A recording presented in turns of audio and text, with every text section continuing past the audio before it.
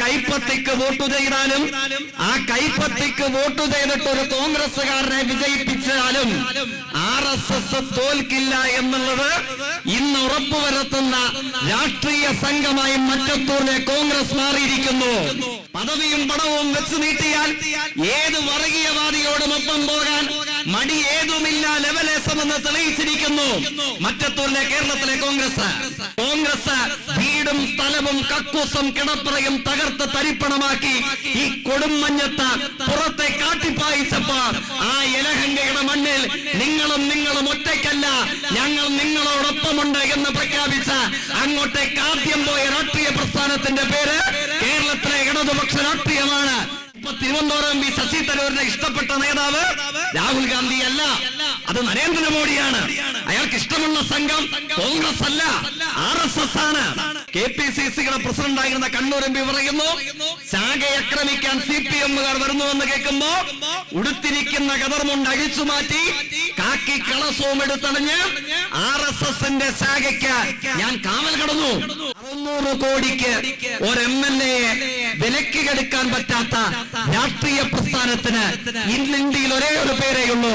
ആ രാഷ്ട്രീയ പ്രസ്ഥാനത്തിന്റെ പേരാണ് ഇടതുപക്ഷം അഥവാ communist party of India Marxist എന്ന് വിനോദ് നിക്കോളെ മറുപടി പറഞ്ഞു.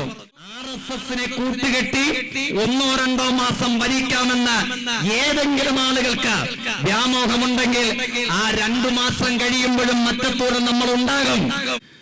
മറ്റത്തൂരിന്റെ മതനിരപേക്ഷ രാഷ്ട്രീയത്തെ കളങ്കപ്പെടുത്താൻ അച്ചാരം പറ്റിയിട്ടുള്ള രാഷ്ട്രീയ പ്രസ്ഥാനങ്ങൾ ഏതുമാവട്ടെ, അതിൽ RSS ഉണ്ടോ? RSS ഇട്ടുകൊടുക്കുന്ന നാണയത്തുട്ടുകൾ വാങ്ങിയിട്ട് തങ്ങൾക്ക് വോട്ട് ചെയ്ത 100 കണക്കിന് വരുന്ന മതനിരപേക്ഷവാദികളായിട്ടുള്ള മറ്റത്തൂരുകാരെ വഞ്ചിച്ച കോൺഗ്രസ് ഉണ്ടോ? RSS ഉണ്ടെങ്കിൽ RSS-നെ ഒറ്റയ്ക്ക് നേരിടും. RSS-നെ സഹായിക്കാൻ കോൺഗ്രസുകാരെ കൂടെ പറ്റിച്ച് RSS-ന്റെ നാണയത്തുട്ടുകൾക്ക് പുറകെ പോയിട്ടുള്ള യൂദാസുമാരുണ്ടോ?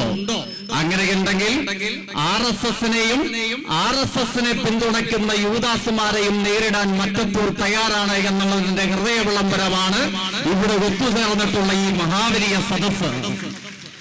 ഞാൻ വിശദമായി ദൈർഘ്യമേറിയ ഒരു പ്രഭാഷണത്തിലേക്കൊന്നും പോകുന്നില്ല. മതനിരപേക്ഷ രാഷ്ട്രീയത്തെ ഉത്തരേന്ത്യയിൽ ഇന്ത്യയുടെ മറ്റു പല സ്ഥലങ്ങളിൽ വിലക്കെടുക്കുന്നത് പോലെ പദവിയും പണവും ഉപയോഗിച്ച് വിലക്കെടുക്കാമെന്ന് കേരളത്തിന്റെയും മറ്റത്തൂരിന്റെയും മണ്ണിൽ ആരെങ്കിലും കരുതുന്നുണ്ടോ? അവർക്കുള്ള താക്കീതാണ് ഇന്ന് ആരംഭിക്കുന്ന വർദ്ധിത വീര്യത്തോടുകൂടെയുള്ള ഈ സമരം. എന്തുകൊണ്ടാണ്? ഞാൻ വിശദമായ രാഷ്ട്രീയ വിഷയങ്ങൾ പ്രഭാഷണങ്ങളൊന്നും ആവശ്യമില്ല. ഇവിടെ സ്വാഗതം ആശംസിക്കവേ പണത്തിനും പദവിക്കും നിലപാട് പണയം വെക്കാത്ത വർഗീയത ഇരിക്കാൻ പറയുമ്പോൾ മുട്ടിലിഴയാത്ത ഒരാൾ ആ ആളുടെ പേര് പറഞ്ഞപ്പോൾ നിറഞ്ഞ ഹർഷാരവത്തോടു കൂടിയിട്ടാണ് ഈ സമൂഹം ആകെ സ്വീകരിച്ചത്. അതുതന്നെ ഒരു സന്ദേശമാണ്. നിങ്ങളുടെ രാഷ്ട്രീയം കക്ഷി രാഷ്ട്രീയത്തിന്റെ സങ്കുചിത മനോഭാവങ്ങൾ ഏതുമാകട്ടെ, അത് CPIM-ഓ CPI-ഓ കോൺഗ്രസോ ഏതുമാകട്ടെ, പക്ഷെ വർഗീയത എന്റെയും നിങ്ങളുടെയും മണ്ണിനെ വിഴുങ്ങുവാൻ പണവും പദവിയും വെച്ചു നീട്ടിയാൽ ആ വെച്ചു നീട്ടുന്ന പണത്തിനും പദവിക്കും മുമ്പിൽ മുട്ടിലിഴയാതെ ശിരസ് കുനിയാതെ നട്ടെല്ല് വളയാതെ നിൽക്കുന്നവരുണ്ടോ? അവരുണ്ടെങ്കിൽ അവർക്ക് ഹൃദയം പകുത്തു നൽകുമാർ ഈ നാട് സ്വീകരണം നൽകുമെന്നുള്ളതിന്റെ പ്രതീകമാണ്, പരിച്ഛേദമാണ് ഇവിടെ ഒത്തുചേരുന്ന ഈ മഹാജനസംഖ്യ. സാധാരണഗതിയിൽ തദ്ദേശ സ്വയംഭരണ സ്ഥാപനങ്ങളിലേക്കുള്ള തെരഞ്ഞെടുപ്പിന് കേരളം സാക്ഷ്യം വഹിച്ചു. പ്രാദേശിക ഗവൺമെന്റുകൾ, ഭരണസമിതികൾ കേരളത്തിൽ എല്ലായിടങ്ങളിലും അധികാരത്തിൽ വന്നു. 972 ഗ്രാമപഞ്ചായത്തുകൾ, 86 നഗരസഭകൾ, 152 ബ്ലോക്ക് പഞ്ചായത്തുകൾ, 6 കോർപ്പറേഷനുകൾ, ഇങ്ങനെ നീണ്ടു നിൽക്കുന്നതാണ് കേരളത്തിലെ പ്രാദേശിക ഗവൺമെന്റുകളുടെ ഭൂപടം. നിങ്ങൾ അതിൽ പരിശോധിക്കുക. ഇന്ത്യൻ വർഗീയതയുടെ പ്രതീകമായ സംഘപരിവാരം, അവരെ പിന്തുണയ്ക്കുന്ന മറ്റു ചെറുചില വർഗീയ സംഘടനകൾ വേറെ. ഇവർക്ക് അഭിമാനകരവും ആശ്വാസകരവുമായ ഒരു തെരഞ്ഞെടുപ്പ് റിസൾട്ട് ആണോ കേരളത്തിൽ എവിടെയും ഉണ്ടായിട്ടുള്ളത്? അല്ല എന്ന് ചൂണ്ടിക്കാണിക്കാൻ കഴിയും. അതിന് അപവാദമായ 1-2 കേന്ദ്രങ്ങൾ ഉണ്ടായിരിക്കാം, പക്ഷെ അത് അതിലൊതുങ്ങും, വിരലിലെണ്ണാവുന്നവയാണ്. നിങ്ങൾ ശ്രദ്ധിച്ചാൽ മതി. 2020 സംഘപരിവാർ രാഷ്ട്രീയത്തിന് താൽക്കാലിക മേൽവിലാസം ലഭിച്ച നഗരസഭകൾ, ഗ്രാമപഞ്ചായത്തുകൾ ഏതും നിങ്ങൾ പരിശോധിച്ചു നോക്ക്. ശബരിമലയിലേക്കുള്ള യാത്ര പുറപ്പെടുന്നതിൽ നിർണായക ഇടമാണ് പന്തളം എന്ന് പറയുന്നത്. പന്തളം നഗരസഭ 2020 VC അടിച്ച ഇടതുപക്ഷ തരംഗത്തിനിടയിലും സംഘപരിവാരത്തിന് വിജയിക്കാൻ കഴിഞ്ഞ ഒരു നഗരസഭയായിരുന്നു. അതിനോട് ചേർന്നു കിടക്കുന്ന ഗ്രാമപഞ്ചായത്താണ് കൊളുനട ഗ്രാമപഞ്ചായത്ത്. ഇന്ത്യൻ RSSന്റെ ചരിത്രത്തിൽ കേരളത്തിൽ തന്നെ ആദ്യത്തെ ശാഖകളിൽ ഒന്ന് രൂപീകരിക്കപ്പെട്ട ചരിത്രം പറയാനുണ്ട്. പന്തളത്തോട് അതിരു പങ്കിടുന്ന കുളനടയ്ക്ക്. കുളനട ഗ്രാമപഞ്ചായത്തും സംഘപരിവാർ രാഷ്ട്രീയത്താൽ നയിക്കപ്പെടുന്നതായിരുന്നു. അങ്ങനെ തുടങ്ങി പന്തളവും കുളനടയും പാലക്കാട് നഗരസഭയും തുടങ്ങി ചെറുതും വലുതുമായ മുത്തോലിയും അതേപോലെ പള്ളിക്കത്തോടും ഒക്കെ ഉൾക്കൊള്ളുന്ന ഏതു ഗ്രാമപഞ്ചായത്തുകൾ, നഗരസഭകൾ നിങ്ങൾ പരിശോധിച്ചു നോക്കാം. 2025 തെരഞ്ഞെടുപ്പിൽ അവിടെയൊക്കെ വർഗീയതയ്ക്ക് കാലിടറി മതനിരപേക്ഷ രാഷ്ട്രീയത്തിന് കേരളത്തിലെ ജനങ്ങൾ ഹൃദയം പകുത്തു നൽകുമാറ് സ്നേഹവായ്പോടുകൂടെ സ്വീകരിക്കാൻ തയ്യാറായി. അതിനാകെ അപവാദമായ ഒരു ഇടമെന്ന് പറയുന്നത് തിരുവനന്തപുരം കോർപ്പറേഷൻ മാത്രമാണ്. ഞാൻ സന്ദർഭവശാൽ ഇത് ആമുഖമായി തന്നെ മറ്റത്തോരിൽ സൂചിപ്പിക്കാൻ ഒരു കാരണമുണ്ട്. എന്താണ് ആ കാരണം? വർഗീയത നമ്മുടെ നാട്ടിൽ പ്രചരിപ്പിക്കുന്നത് അവർക്ക് വലിയ സ്വീകാര്യത ലഭിച്ചു എന്ന പ്രതീതി നിർമ്മാണമാണ്. പക്ഷേ അത് പ്രതീതിയിൽ മാത്രമാണ്. RSSന് മേൽക്കോയ്മയുണ്ടായ താൽക്കാലിക വിജയമെങ്കിലും ലഭിച്ച പലയിടങ്ങളിലും അവർക്ക് കാലിടറി. കേരളത്തിലെ പ്രാദേശിക ഗവൺമെന്റുകളുടെ രാഷ്ട്രീയ ഭൂപടത്തിൽ നിന്ന് കേരളത്തിലെ ജനാധിപത്യ രാഷ്ട്രീയത്തിന്റെ പിന്നാമ്പുറങ്ങളിലേക്ക് RSS ആട്ടിയോടിക്കപ്പെട്ട തെരഞ്ഞെടുപ്പ് കൂടെയാണ് നമുക്ക് മുമ്പിലൂടെ കടന്നുപോകുന്നത്. എന്തിനധികം പറയുന്നു, ഈ മറ്റത്തൂർ ഉൾക്കൊള്ളുന്ന തൃശൂർ നിങ്ങൾ ഓർമ്മിക്കുന്നില്ലേ? ഏറ്റവും ഒടുവിൽ നടന്ന പാർലമെന്റ് തെരഞ്ഞെടുപ്പ് നീണ്ട വർഷങ്ങൾക്ക് പിറകിലായിരുന്നില്ല, 2024 2024 ഇന്ത്യൻ മതനിരപേക്ഷത കേരളത്തെ നോക്കി അല്പമെങ്കിലും നിരാശജനകമായി ശിരസ് കുനിച്ചത് തൃശൂർ പാർലമെന്റ് മണ്ഡലത്തിലെ ജനവിധി ഉയർന്നു വന്നപ്പോഴാണ്. അതൊരു താൽക്കാലിക പ്രതിഭാസമാണോ? ഞാനതിൽ ഏകപക്ഷീയമായ ഒരു വിധി എഴുതുന്ന ആളല്ല. പക്ഷെ ഇത്തവണത്തെ മറ്റത്തൂർ ഉൾക്കൊള്ളുന്ന തൃശൂർ ജില്ലയുടെയും തൃശൂർ പാർലമെന്റ് മണ്ഡലത്തിന്റെയും ആകെ ജനവിധി പരിശോധിക്കുമ്പോൾ എന്താണ് കാണുന്നത്? UDFന്റെ തരംഗമെന്ന മലയാള മനോരമ ആദ്യ ദിവസം വാർത്ത എഴുതി. 2 ദിവസങ്ങൾക്കകം ഗ്രാമപഞ്ചായത്തുകൾ, ബ്ലോക്ക് പഞ്ചായത്തുകൾ, ജില്ലാ പഞ്ചായത്തുകൾ ഇവർ വോട്ട് തിരിച്ചുള്ള കണക്ക് പ്രസിദ്ധീകരിക്കപ്പെട്ടു. സാധാരണഗതിയിൽ രാഷ്ട്രീയ തെരഞ്ഞെടുപ്പിന്റെ മാനകമായി എല്ലാ രാഷ്ട്രീയ പ്രസ്ഥാനങ്ങളിലെയും തെരഞ്ഞെടുപ്പ് വിശാരദന്മാരാൽ വിലയിരുത്തപ്പെടുന്നത് ജില്ലാ പഞ്ചായത്തിലേക്കുള്ള തെരഞ്ഞെടുപ്പ് വിധിയാണ്. അത് പരിശോധിക്കുമ്പോഴോ അങ്ങനെയൊരു മേൽക്കോയ്മ കേരളത്തിൽ ആർക്കും അവകാശപ്പെടാനില്ല. ഇടതുപക്ഷത്തിന് 7 ജില്ലാ പഞ്ചായത്ത്, ഇടതുപക്ഷ വിരുദ്ധ ശക്തികൾക്ക്, ഇടതുപക്ഷ വിരുദ്ധ ദുഷ്ട മഹാസഖ്യത്തിന് 7 ജില്ലാ പഞ്ചായത്ത്. ഞാൻ UDF എന്ന് പേരെടുത്ത് പറയാതിരിക്കാൻ കാരണമുണ്ട്. ഈ തൃശൂർ ജില്ലയിൽ മാത്രം മറ്റത്തൂരിന് ഇപ്പോ RSSമായി കൈകോർത്തിരിക്കുന്നു കോൺഗ്രസ് ഇല്ലാതായി എന്നുള്ളതാണ് കാണേണ്ട യാഥാർത്ഥ്യം. മറ്റത്തൂരിലെ കോൺഗ്രസ് ഒന്നടങ്കം തെരഞ്ഞെടുപ്പ് വിധി പ്രഖ്യാപനാനന്തരം ഭരണസമിതി തെരഞ്ഞെടുപ്പിൽ 1 മണിക്കൂർ ഇരുട്ടി വെളുക്കുമ്പോൾ തെരഞ്ഞെടുക്കപ്പെട്ട കൈപ്പത്തി ചിഹ്നത്തിലെ മുഴുവൻ ജനപ്രതിനിധികളും RSS ആയി മാറി. ഈ പ്രതിഭാസമാണ് മറ്റത്തൂർ വഴി കേരളം സാക്ഷ്യം വഹിച്ചത്. ഈ തൃശൂർ ജില്ലയിൽ തന്നെ പറളി RSSന്റെ പിന്തുണയോടുകൂടെ കോൺഗ്രസ് അധികാരത്തിലേറി. ചൊവ്വന്നൂർ ഗ്രാമപഞ്ചായത്തിൽ മറ്റത്തൂരിലും പറളയിലുമൊക്കെ RSS ആണ് കോൺഗ്രസിനെ സഹായിച്ചതെങ്കിൽ ലക്ഷണമൊത്ത ഇസ്ലാമിക തീവ്രവാദത്തിന്റെ പ്രതീകമായ SDPI ചൊവ്വന്നൂർ ഗ്രാമപഞ്ചായത്തിൽ കോൺഗ്രസിനെ വിജയിപ്പിക്കാൻ ധാരണയിലെത്തി.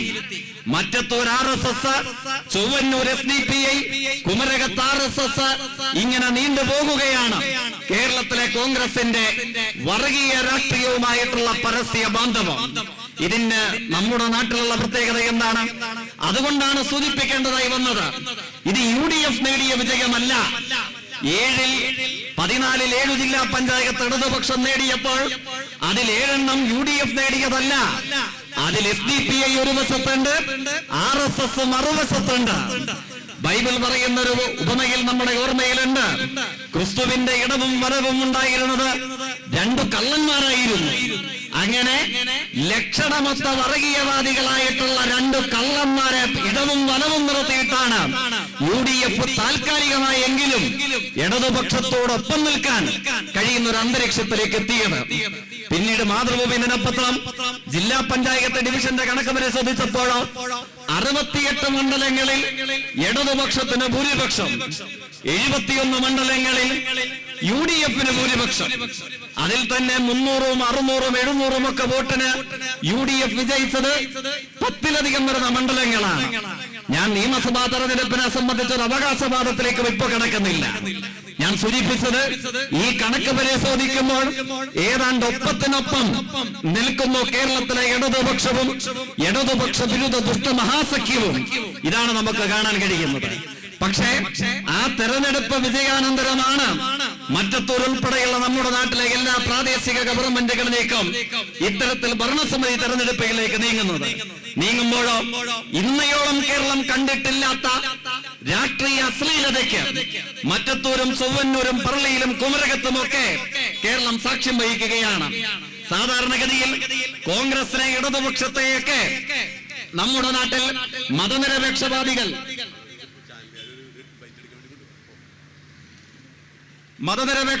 വോട്ട് ചെയ്യാറുള്ളത് എന്തിനു വേണ്ടിയിട്ടാണ്? അതിന്റെ വിശാലമായ അർത്ഥം വർഗീയതയെ പരാജയപ്പെടുത്തുക എന്നുള്ളതാണ്. നിങ്ങൾ മറ്റത്തൂരിന്റെ മണ്ണിലാണ് നമ്മൾ ഇന്ന് ഒത്തുചേരുന്നത്. മലയാളത്തിന്റെ ആദരണീയനായ കഥാകാരൻ ചെറുകാട് അദ്ദേഹത്തിന്റെ ആത്മകഥാ സ്വഭാവമുള്ള പുസ്തകത്തിൽ പറയുന്ന ഒരു വാചകമുണ്ട്: ഞാൻ എന്റെ മുരിങ്ങാമര ചോട്ടിലിരുന്നിട്ടാണ് നക്ഷത്രങ്ങളെ കാണാറുള്ളത്. നിങ്ങൾ മറ്റത്തൂരിലെ പദവിയോ സംഘടനാ നേതൃപദവിയോ ഒന്നുമില്ലാത്ത ഒരു സാധാരണ കോൺഗ്രസ്സുകാരനാണെന്ന് കാണുക. വലിയ പ്രവർത്തകനൊന്നുമല്ല, പക്ഷെ തെരഞ്ഞെടുപ്പിൽ കൈപ്പത്തിക്ക് വോട്ട് ചെയ്യുന്ന ഒരാൾ അങ്ങനെയാണെന്ന് കാണുക. അങ്ങനെയുള്ള ആളുകൾ തീരെ ദൗർബല്യമുള്ള സ്ഥലമല്ല മറ്റത്തൂര്. അവരുടെ മുമ്പിൽ ഇന്ന് മറ്റത്തൂർ തെളിയിച്ചു വെക്കുന്നത് എന്താണ്? നിങ്ങൾ ചിലപ്പോൾ വർഗീയതയെ പരാജയപ്പെടുത്താൻ വേണ്ടിയിട്ട് കൂടെ ആയിരിക്കാം കൈപ്പത്തിക്കും മറ്റു രാഷ്ട്രീയത്തിനുമൊക്കെ വോട്ട് ചെയ്തിട്ടുണ്ടാവുക. അവരുടെ മുമ്പിൽ ഇന്നും മറ്റത്തൂർ വഴി കേരളത്തിലെ കോൺഗ്രസ് സാംശീകരിക്കുന്ന രാഷ്ട്രീയ പാഠം എന്താണ്?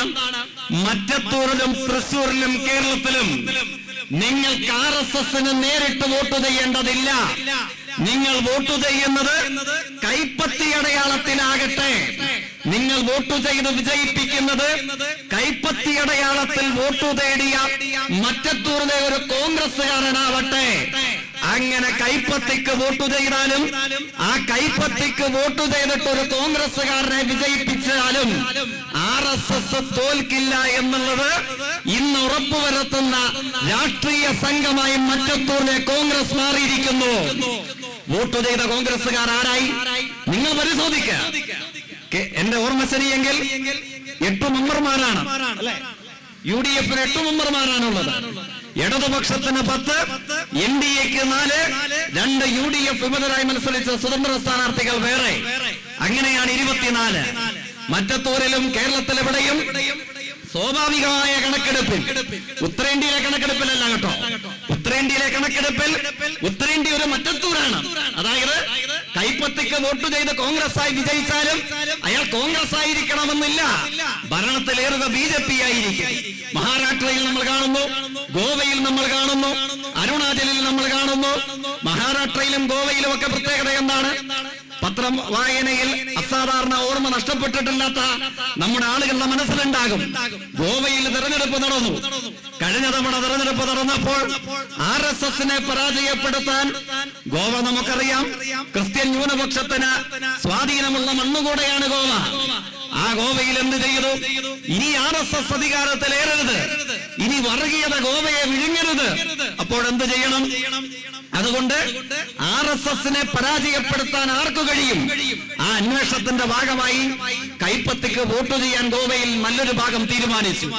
അപ്പോഴോ അതിന് തൊട്ടു മുമ്പ് തെരഞ്ഞെടുപ്പിലും 6 പേർ കൈപ്പത്തിയിൽ ജയിച്ചപ്പോഴോ ആ 6 പേരിൽ 5 പേരും തെരഞ്ഞെടുപ്പാനന്തരം റിസൾട്ട് വന്നതിന് ശേഷം അവർ RSS ആയി മാറി. BJP അവരെ വിലക്കെടുത്തു. അപ്പൊ ജനങ്ങൾക്ക് മുമ്പിൽ ഒരു വിശ്വാസ്യതയുടെ പ്രശ്നം വന്നു. ഇനി മറ്റൊരു തെരഞ്ഞെടുപ്പ് സംഭവിക്കട്ടെ, ആ പ്രശ്നം മറ്റത്തൂരിലെ കോൺഗ്രസുകാർക്കിടയിൽ ഉണ്ടാകും. എങ്ങനെ ഇവരെ വിശ്വസിക്കും? കൈപ്പത്തിക്ക് വോട്ട് ചെയ്ത് ഇവനെയൊക്കെ വിജയിപ്പിച്ചാൽ RSSന്റെ ആഫീസിൽ നിന്ന് കൊടുക്കുന്ന പണവും പദവിയും വാങ്ങി നക്കിയിട്ട് ഞങ്ങളുടെ മറ്റത്തൂരിനെ ഒറ്റുകൊടുക്കില്ല എന്ന് ആര് കണ്ടു? ഈ സംശയം ഗോവയിലുണ്ടായിരുന്നു. അപ്പോൾ ആദരണീയനായ നമ്മുടെ ഇന്ത്യൻ പ്രതിപക്ഷ നേതാവ്, അദ്ദേഹം വയനാട് ലോകസഭാ മെമ്പറായിരുന്നു അല്പനാളുകൾക്ക് മുമ്പ് വരെ. ഇപ്പോ ഇന്ത്യയിലില്ല, ജർമ്മനിയോ മറ്റോ ആണെന്നാണ് മാധ്യമങ്ങൾ പറയുന്നത്. ഗാന്ധിയും തൊഴിലുറപ്പും നിരോധിക്കാൻ RSS തീരുമാനിക്കുമ്പോ വയനാട്ടെ മുൻ പാർലമെന്റ് അംഗമായ കോൺഗ്രസ് നേതാവ് ജർമ്മനിയിൽ BMW ബൈക്കിന് മുകളിലിരിക്കുന്ന ചിത്രമാണ് ടൈംസ് ഓഫ് ഇന്ത്യ പ്രസിദ്ധീകരിച്ചത്. അത് മറ്റൊരു കാര്യം. ജനങ്ങൾ വിലയിരുത്തട്ടെ ആരെയാണ് നാടിന് ആവശ്യമെന്നുള്ളത്. ഞാനത് ഇവിടെ സൂചിപ്പിക്കാൻ കാരണം, ഇതേ മറ്റത്തൂർ ഇപ്പൊ ചിന്തിക്കുന്ന പ്രശ്നം 8 വർഷങ്ങൾക്ക് പുറകിൽ ഗോവയ്ക്ക് മുമ്പിൽ വന്നു. ഇനി ഞങ്ങൾ എങ്ങനെ കോൺഗ്രസിനെ വിശ്വസിക്കും? ഇവനൊക്കെ വോട്ട് ചെയ്താൽ RSSന്റെ ആഫീസിൽ നിന്ന് എറിഞ്ഞുകൊടുക്കുന്ന നാണയത്തൊട്ടും വാങ്ങി പദവിയുടെ ഒത്താശയം സ്വീകരിച്ച് RSSന്റെ ആഫീസിൽ പോയി ഇരിക്കില്ല എന്ന് ആര് കണ്ടു? അപ്പോ ആദരണീയനായ രാഹുൽ ഗാന്ധി എന്ത് ചെയ്തു? അദ്ദേഹം ആദ്യം പനാജിയിലെ വൈഷ്ണവ ക്ഷേത്രത്തിലേക്ക് പോയി കോൺഗ്രസിന്റെ മുഴുവൻ സ്ഥാനാർത്ഥികളെയും വിളിച്ചു. ഇവിടെ വരാൻ പറഞ്ഞു. എല്ലാ സ്ഥാനാർത്ഥികളും ചെന്നു. വൈഷ്ണവ ക്ഷേത്രത്തിൽ ഭഗവാന്റെ തിരുസ്വരൂപത്തിന് മുമ്പിൽ നിന്നുകൊണ്ട് എല്ലാ കോൺഗ്രസ് സ്ഥാനാർത്ഥികളും സത്യം ചെയ്തു. എന്താ സത്യം ചെയ്തത്? നമ്മളൊക്കെ സത്യപ്രതിജ്ഞ ചെയ്യും. ഇവിടെ ഇരിക്കുന്നു നമ്മുടെ ബ്ലോക്ക് പഞ്ചായത്ത്, ജില്ലാ പഞ്ചായത്ത് അംഗങ്ങൾ, ഗ്രാമപഞ്ചായത്ത് മെമ്പർമാരൊക്കെ, ഇവരും സത്യപ്രതിജ്ഞ ചെയ്താണ് അധികാരമേറ്റത്. എന്താ സത്യപ്രതിജ്ഞ? ആ സത്യപ്രതിജ്ഞ അഴിമതി കാണിക്കില്ല, പക്ഷപാതിത്വം ഉണ്ടാകില്ല, അങ്ങനെയൊക്കെയാണ് ദൃഢപ്രതിജ്ഞ ചെയ്തിട്ടാണ് അധികാരത്തിലേറാറുള്ളത് ഇടതുപക്ഷത്തിന്റെ അംഗങ്ങൾ. ഈ സത്യപ്രതിജ്ഞ എന്താണ്? നിങ്ങൾ തെറ്റിദ്ധരിക്കരുത്, അത് കാശ് കക്കില്ല എന്നുള്ള പ്രതിജ്ഞയല്ല, പക്ഷപാതിത്വം കാണിക്കില്ല എന്നുള്ള പ്രതിജ്ഞയല്ല. വൈഷ്ണവ ക്ഷേത്രത്തിൽ ഭഗവാന്റെ സ്വരൂപത്തിന് മുമ്പിൽ വന്ന് ആദരണീയനായ രാഹുൽ ഗാന്ധിയുടെ മുമ്പിൽ നിന്നുകൊണ്ട് എല്ലാ കോൺഗ്രസ് നിയമസഭാ സ്ഥാനാർത്ഥികളും സത്യം ചെയ്തത്, ഞങ്ങൾ ജയിച്ചാൽ അമ്മയാണ്, ഭഗവാനാണ്, RSSൽ പോവില്ല, ഇത് സത്യം സത്യം സത്യം. ഇതായിരുന്നു ആ സത്യപ്രതിജ്ഞ. അപ്പൊ നിങ്ങൾ കരുതും അത് ക്ഷേത്രത്തിൽ മാത്രമാണ്. അല്ല, അവിടുത്തെ സെന്റ് പീറ്റേഴ്സ് ബസിലിക്കയിൽ പോയി പള്ളിയിൽ ചെന്നു. പള്ളിയിൽ ചെന്നപ്പോഴോ ഈ കോൺഗ്രസ് നേതാവ് ബൈബിൾ എടുത്ത് എല്ലാ സ്ഥാനാർത്ഥികളുടെയും കയ്യിൽ കൊടുത്തു. ഇവിടെയും പ്രതിജ്ഞ ചെയ്യാൻ പറഞ്ഞു. അപ്പോഴെന്താണ്? എല്ലാ സ്ഥാനാർത്ഥികളും കോൺഗ്രസ് സ്ഥാനാർത്ഥികളും ബൈബിൾ കയ്യിലെടുത്ത് പ്രതിജ്ഞ ചെയ്തു. അഴിമതിയില്ല, കാശ് കക്കില്ല എന്നല്ല, ഞങ്ങൾ തെരഞ്ഞെടുക്കപ്പെട്ടാൽ ക്രിസ്തുവാണ്, ബൈബിളാണ്, ഞങ്ങൾ RSSൽ പോകില്ല, ഇത് സത്യം സത്യം സത്യം എന്ന് പറഞ്ഞു. ഇവിടം കൊണ്ടൊന്നും തീർന്നില്ല. കോൺഗ്രസിന്റെ മതനിരപേക്ഷത പുകൾപ്പെട്ടതാണല്ലോ. ഗോവയിലെ മോസ്കിൽ ചെന്നു. മോസ്കിന്റെ മുമ്പില് എല്ലാ സ്ഥാനാർത്ഥികളെയും അണിനിരത്തി. രാഹുൽ ഗാന്ധി ആവശ്യപ്പെട്ടു ഇവിടെ നിന്നും സത്യം ചെയ്യാൻ. മോസ്കിന്റെ മുമ്പിൽ നിന്നും എല്ലാ കോൺഗ്രസ് സ്ഥാനാർത്ഥികളും സത്യം ചെയ്തു. എന്തു ചെയ്തു? ഞങ്ങൾ തെരഞ്ഞെടുക്കപ്പെട്ടാൽ കാശ് കക്കൂല്ല, പക്ഷപാതിത്വം കാണിക്കില്ല എന്നല്ല, ഞങ്ങൾ RSSൽ ചേരില്ല എന്ന് സത്യം ചെയ്തു. അപ്പോ മറ്റത്തൂരിലെ പോലെ ആശങ്കയുണ്ടായിരുന്ന ഗോവയിലെ കുറച്ചാളുകൾ അവർ തെറ്റിദ്ധരിക്കപ്പെട്ടു. ഇവർ പനാജിയിലെ ക്ഷേത്രത്തിൽ വന്നു, സെന്റ് പീറ്റേഴ്സ് ബസിലിക്കയിൽ വന്നു, നമ്മുടെ മോസ്കിലും വന്നു. മോസ്കിലും ക്ഷേത്രത്തിലും പള്ളിയിലും വന്ന് സത്യം ചെയ്തിരിക്കുന്നു, കോൺഗ്രസ് ആയി ജയിച്ചാൽ RSSൽ പോകില്ല. അപ്പൊ ഒന്നുകൂടെ ഇവരെ അങ്ങ് വിശ്വസിച്ചേക്കാം. എന്ത് ചെയ്തു? 6ന് പകരം 18 അംഗങ്ങളുള്ള മെച്ചപ്പെട്ട ഒരു ഭരണ സംവിധാനത്തിലേക്ക് ഗോവയിലെ ജനങ്ങൾ കോൺഗ്രസിനെ വിജയിപ്പിച്ചു. വിജയിപ്പിച്ചതിന്റെ 4ാം നാള് പ്രതിപക്ഷ നേതൃപദവി അലങ്കരിച്ചിരുന്ന മുഖ്യമന്ത്രി സ്ഥാനാർത്ഥിയായിരുന്ന കോൺഗ്രസ് നേതാവും സംഘവും 18ൽ 16 പേരുമായി RSSന്റെ ആഫീസിൽ ചെന്നു. അപ്പൊ പത്രക്കാർ തടിച്ചുകൂടിയിട്ട് എന്ത് ചെയ്തു? അല്ല, നിങ്ങൾ സത്യം ചെയ്തില്ലേ, ഞങ്ങൾ പണ്ടത്തെ പോലെ വീണ്ടും RSS ആകില്ല, ഞങ്ങൾ കോൺഗ്രസ് ആയി തന്നെ തുടരുമെന്ന്. നിങ്ങൾ പനാജിയിലെ അമ്പലത്തിൽ പോയി, സെന്റ് പീറ്റേഴ്സ് ബസിലിക്കയിൽ പോയി, പിന്നെ ഗോവയിലെ മോസ്കിലും പോയി. ഇങ്ങനെ മര്യാദകേട് നിങ്ങൾ കാണിക്കാമോ? അപ്പൊ കോൺഗ്രസിന്റെ അന്നത്തെ നേതാവിന്റെ പ്രതികരണം എന്താണെന്നറിയുമോ? ആർക്കൈവ് എടുത്ത് നോക്കിയാൽ മതി, യൂട്യൂബിലുണ്ട് അദ്ദേഹത്തിന്റെ പ്രതികരണം. അദ്ദേഹം പറഞ്ഞു, അത് ഞാൻ ഇന്നലെ ഉറങ്ങാൻ കിടന്നപ്പോഴോ ഭഗവാനും ക്രിസ്തുവും അല്ലാഹുവും 3 ആളുകളും എനിക്ക് സ്വപ്നത്തിൽ പ്രത്യക്ഷപ്പെട്ടു. അപ്പൊ മാധ്യമ പ്രവർത്തകർ അന്താളിച്ചു. പ്രത്യക്ഷപ്പെട്ടിട്ടോ, നിങ്ങൾ RSSൽ പോയാലും ഞങ്ങൾക്ക് ആർക്കും ഒരു വിരോധവുമില്ല, എന്ന് സ്വപ്നത്തിൽ 3 ദൈവങ്ങളും പറഞ്ഞു. അതുകൊണ്ട് ഞങ്ങൾ RSS ചേർന്നു. ഇതാണ് ഗോവയുടെ പാഠം. ഞാനിതിവിടെ സൂചിപ്പിക്കാൻ കാരണം എന്താണ്? മറ്റത്തൂരിൽ കോൺഗ്രസിന്റെ DCC പ്രസിഡന്റ് പറഞ്ഞ പ്രകാരമാണെങ്കിൽ 10-12 ദിവസങ്ങൾക്കകം ഈ തെരഞ്ഞെടുക്കപ്പെട്ട RSS ആയി മാമോദീസ മുങ്ങിയ അഭിനവ RSS നേതാക്കന്മാർ, പൂർവാശ്രമത്തിൽ കോൺഗ്രസ് ആയിരുന്നവർ, അങ്ങനെ വേണമല്ലോ പറയാൻ. ഇപ്പൊ സന്യാസിയാകുന്നതിന് മുമ്പ് നമുക്കൊക്കെയുള്ള സാധാരണ പേരാണ്. സന്യാസിയായി കഴിഞ്ഞാലോ സ്വാമി യാദുരദാസ്, സ്വാമി സുഭാകാനന്ദ, അങ്ങനെയൊക്കെയുള്ള പേരുകളാണ്. അപ്പൊ നമ്മൾ പറയും പൂർവാശ്രമത്തിന് ഈ പേരുകാരനായിരുന്നു ഇയാളെന്ന് പറയും. ഇപ്പോൾ മറ്റത്തൂരെ കോൺഗ്രസ് RSS ആയി മാറിയിട്ടുണ്ട്. അപ്പോ അവർ പഴയ കോൺഗ്രസ് ആണോ? അവർ പൂർവാശ്രമത്തിലെ കോൺഗ്രസ്സുകാരാണ്. ഈ പൂർവാശ്രമത്തിലെ കോൺഗ്രസ്സുകാർ രാജിവെച്ചാൽ ഈ മറ്റത്തൂരിൽ ആ രാജിവെക്കുന്ന എല്ലാ വാർഡുകളിലും ഉപതെരഞ്ഞെടുപ്പ് നടക്കും. അപ്പോഴോ ഉപതെരഞ്ഞെടുപ്പ് നടന്നാൽ ഗോവ മാതൃക ഇവർ മറ്റത്തൂരിൽ സ്വീകരിച്ചുകൂടായില്ല. പള്ളിയിലും അമ്പലത്തിലും മോസ്കിലും വന്ന് ഞങ്ങൾ ജയിച്ചാൽ കാശ് കക്കൂല്ല, അല്ലെങ്കിൽ പക്ഷപാതിത്വം കാണിക്കില്ല എന്നല്ല. മറ്റത്തൂരിൽ നീ കൈപ്പത്തിയിൽ ഞങ്ങൾ ജയിച്ചാൽ RSS ആകില്ല, ഈ വാഗ്ദാനമായിട്ടായിരിക്കും ഈ സംഘം വരുന്നത്. അവരുടെ മുമ്പിൽ ഗോവയൊരു പാഠപുസ്തകമാണ്. എപ്പോൾ അധികാരം കിട്ടിയോ, എപ്പോൾ നാണയത്തൊട്ടുകൾ എറിഞ്ഞു ലഭിക്കുന്നു, എപ്പോൾ പദവി ആസൂത്രിതമായി അവതരിപ്പിക്കപ്പെടുന്നു, അപ്പോഴൊക്കെ വർഗീയതയുമായി കൈകോർക്കാൻ മടിയില്ലാത്ത സംഘമാണ് ഇവരെന്ന് നമ്മൾ മറക്കാൻ പാടില്ല. ഇത് ഇവിടുത്തെ മാത്രം അനുഭവമല്ല, എവിടെയും നിങ്ങൾ പരിശോധിക്കുക. അപ്പോഴോ ഏതു സ്ഥലത്തും ഈ സംഘത്തെയാകെ ന്യായീകരിക്കാൻ വരുന്നത് DCC പ്രസിഡന്റോ ഇവിടുത്തെ മണ്ഡല നേതാവ് മാത്രമാണോ? നിങ്ങൾ ആലോചിച്ച് നോക്ക്. പ്രതിപക്ഷ നേതാവിനോട് ചോദിക്കുന്നത് ഈ മറ്റത്തൂരെ കോൺഗ്രസ് ആകെ RSS ആയല്ലോ, അദ്ദേഹം എന്താ പറയുന്നത്? ഒരൊറ്റയാളും പോയിട്ടില്ല, ഇതാണ് പറയുന്നത് അല്ലേ?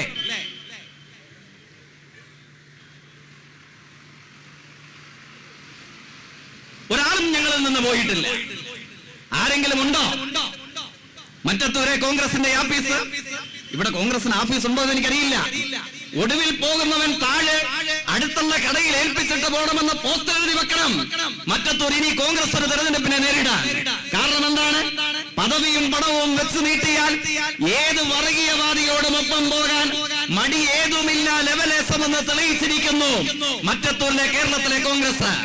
അവരെ ന്യായീകരിക്കാനോ അതിനെ തള്ളിക്കളയാൻ തയ്യാറാകാതെ ആ രാഷ്ട്രീയ അശ്ലീലതയെ, ആ നിലവാരമില്ലായ്മയെ, ആ നിലപാടില്ലായ്മയെ, വർഗീയത എന്ന് കേൾക്കുമ്പോൾ മുട്ടിലിഴയുകയും ശിരസ് കുനിയുകയും നട്ടല് വിളയ്ക്കുകയും ചെയ്യുന്ന കേരളത്തിലെ മറ്റത്തൂരിലെ കോൺഗ്രസിന്റെ അനുഭവങ്ങളെ തള്ളിക്കളയാൻ എന്തേ ഇവർ തയ്യാറാകുന്നില്ല? അവിടെയാണ് നമ്മുടെ പ്രത്യേകത, അവിടെയാണ് ഇടതുപക്ഷത്തിന്റെ പ്രസക്തി അല്ലേ? ഇപ്പൊ ചോദിക്കാറുണ്ട്, ഇവിടെ പറഞ്ഞ് അവസാനിപ്പിക്കുക, നിങ്ങൾക്ക് ഇപ്പൊ പാർലമെന്റിലൊക്കെ നമ്മൾ പരാജയപ്പെട്ടു, നിങ്ങൾക്ക് എന്താ പ്രസക്തി? നിങ്ങൾ നമ്മുടെ കോൺഗ്രസിന്റെ ലീഗിന്റെ ഒക്കെ രാഷ്ട്രീയ അന്ധത ബാധിച്ച ആളുകൾ പറയും നമുക്ക് എത്ര ഓട്ടോറിക്ഷയിൽ കയറ്റിക്കൊണ്ട് പോകാൻ കഴിയുന്ന അംഗങ്ങളല്ലേ ഉള്ളൂ ഇവിടെ പാർലമെന്റിൽ. നിങ്ങൾക്കെന്നാ ഇന്ത്യൻ രാഷ്ട്രീയത്തിൽ പ്രസക്തി അല്ലേ? തെരഞ്ഞെടുപ്പിന്റെ വിജയപരാജയങ്ങളെ വെച്ചിട്ടാണോ രാഷ്ട്രീയത്തിന്റെ പ്രസക്തി ഇളക്കുന്നത്? കഴിഞ്ഞ ദിവസം നമ്മൾ കണ്ടത് എന്താണ്? സാധാരണഗതിയിൽ ഇപ്പൊ കോൺഗ്രസിനെ സംബന്ധിച്ചിടത്തോളം ഒക്കെ അങ്ങനെ ആയിരിക്കാം.